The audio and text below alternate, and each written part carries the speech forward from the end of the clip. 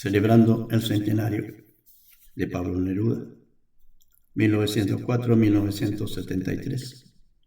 Con nosotros en la arriesgada conquista del futuro, dice Carlos Fuentes. En el séptimo día de la creación americana, Dios y el diablo se sintieron fatigados. Entonces Pablo Neruda habló y bautizó todas las cosas de nuestro magnífico y terrible continente.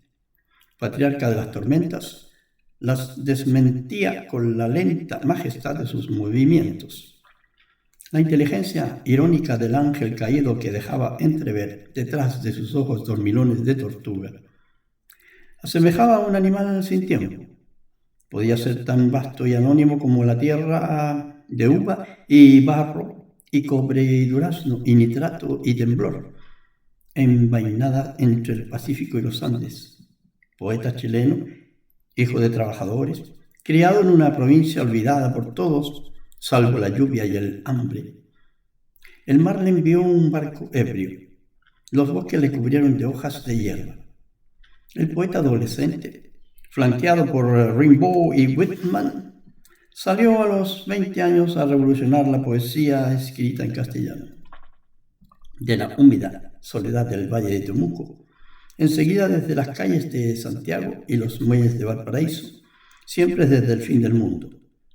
Robinson de las islas chilenas, de su nacimiento y de su muerte.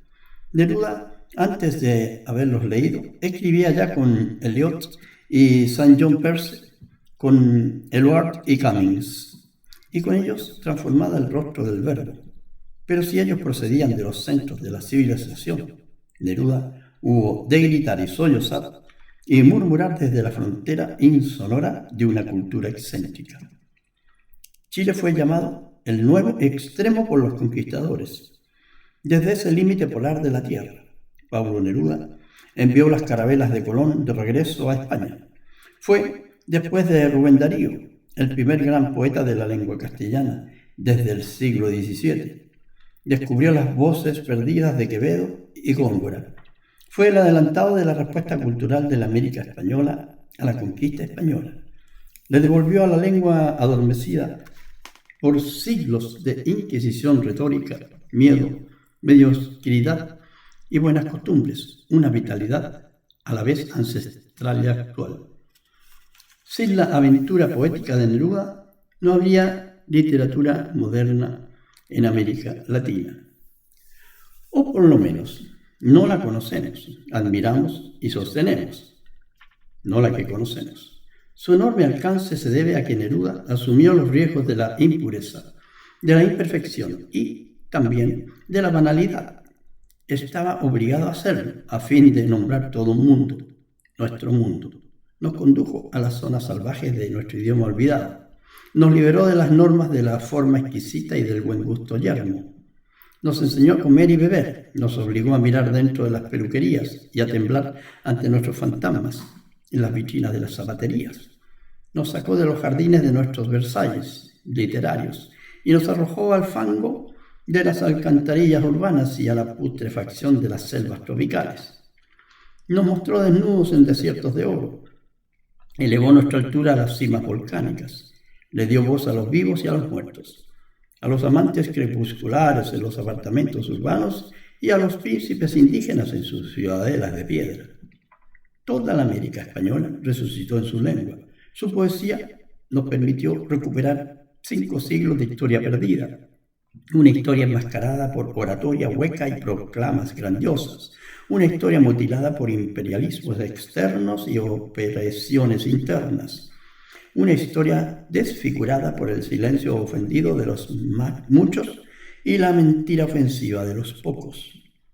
Él y yo no estuvimos siempre de acuerdo políticamente, pero si sus disputas con los hombres de su generación fueron a menudo amargas, con nosotros, los escritores, entonces jóvenes, siempre fue generoso, abierto, inteligente, capaz de diálogo, razón y disensión.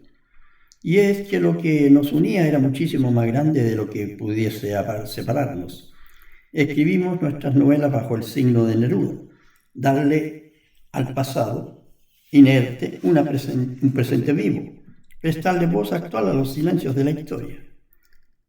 Esta raíz genética fue mucho más importante que nuestras discrepancias acerca de la forma que el futuro debiese adoptar. Porque si no salvábamos nuestro pasado para hacerlo vivir en el presente, no tendríamos futuro alguno. El día que murió mi amigo Neruda, evoqué ante todo la comunidad de valores que compartimos y quisimos mantener. La velación de Neruda tuvo lugar en una casa tomada. Soplaban los vientos finales del invierno austral a través de ventanas rotas, removiendo las cenizas de libros quemados, una casa saqueada, una nación violada. Esa terrible coincidencia de dos agonías me hace recordar algo que una vez me dijo Pablo.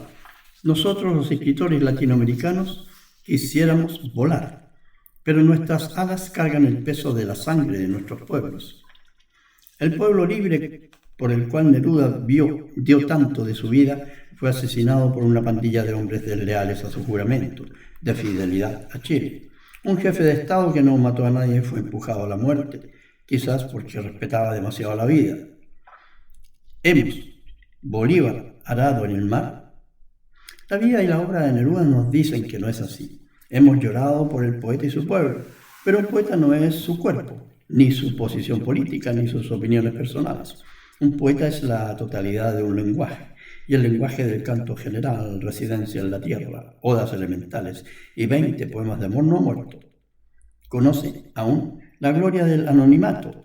Los poemas de Neruda son cantados con desafío y gritados con rabia y murmurados con amor por millones de latinoamericanos, que, a veces, ni siquiera saben el nombre del poeta que escribió las palabras. Eres, Chile, un niño que no sabe su nombre todavía, una poesía sin forma, como un templo, como una montaña. Las cosas no nos pertenecen a todos, pero las palabras sí. Las palabras son la primera y más natural instancia de una propiedad común. La escritura, lo quiera o no el escritor, es siempre una comunidad y una comunión.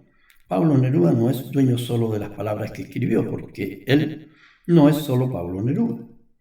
Es el poeta, es todos. El poeta nace después de su acto, el poema. El poema crea al autor así como crea al lector. La poesía de Neruda regresó como una promesa de libertad a su pueblo injuriado. Su poesía volvió a ser desierto y mar, montaña y lluvia. Su poesía volvió a ser como un principio, Temuco, Atacama, Biobío. La poesía sobrevivirá, el pueblo sobrevivirá.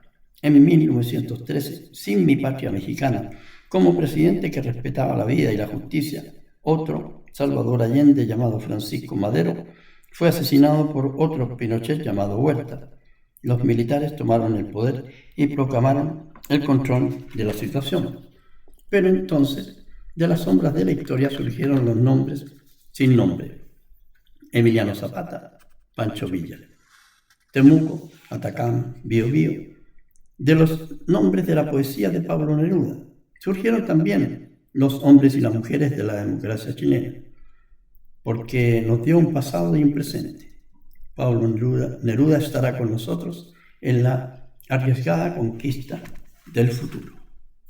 Carlos Fuentes.